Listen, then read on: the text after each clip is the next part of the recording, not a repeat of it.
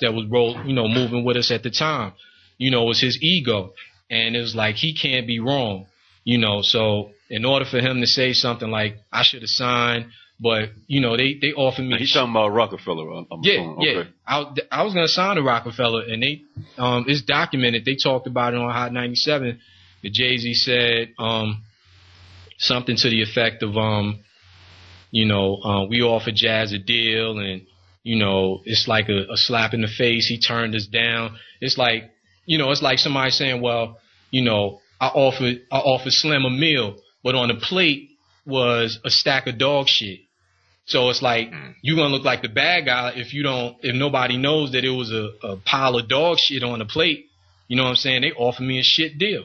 So, of course, I'm going to say no. I'm like, I got more experience in the music than both of y'all put together, being him and Dane. So I'm like, why would I take a shit deal? And if I'm family, they try to run that family shit, so money shouldn't be an issue. If I'm family, then you should be giving me money. Right. Look how many tracks I gave you for low prices and, other things that, I don't want to talk about, because I don't do that. Right. You know what I'm saying?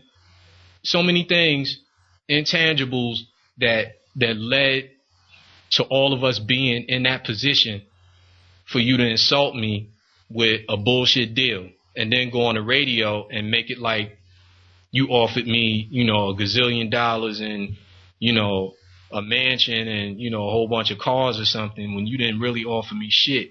And then and then to have Dane tell me to my face, I couldn't have the books audited. I couldn't control the POs for the studio. See, people don't like their dirty laundry being put out. And that's why he had to cover it up with little arrogant lines like that, for entertainment. But this shit ain't just entertainment to me. When you insult me, I don't give a fuck whether it's on record, in the street, over the phone. You're insulting. Make a choice. I can act like an animal and go look for you, or, you know what I'm saying? Or I can insult you back, or I can ignore it. Right. Cham had a question for you, bro. I kind of want to switch gears since, I was told that we weren't going to really talk about that too much.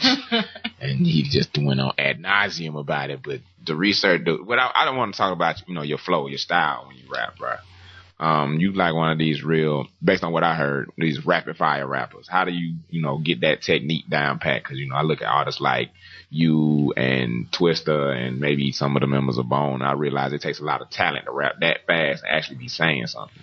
Right. Well, to a lot of artists, it's a technique. To me, it's like breathing because it's something that was developed. It was internal. We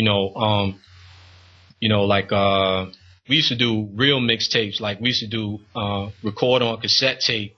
At me as a teenager, and one of my DJs. We used to make a lot of what we called mixtapes, and a lot of the beats, we used to speed them up. Like I Can't Stop. I don't know if y'all can remember all of that stuff. Like I Can't Stop. Dance to the drummer's beat. And they used to speed them up, and to speed them up was like to display, the talent of the MC. And, I was just able to put words together and put them in and lock them in very fast. And eventually I got bored with that.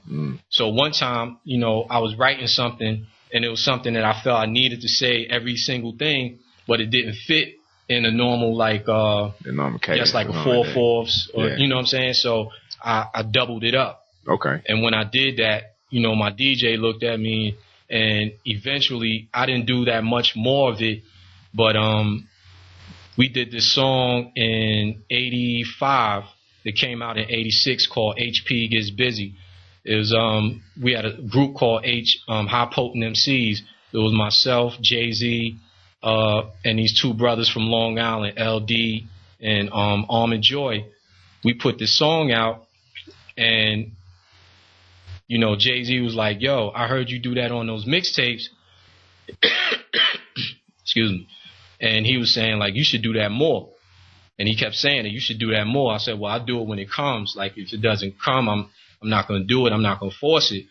So after I got the deal, he kept saying, like, yo, we should do a whole song like that. Right. And I was like, you know what? That's a good idea. So we did it. And that was the originators. Okay.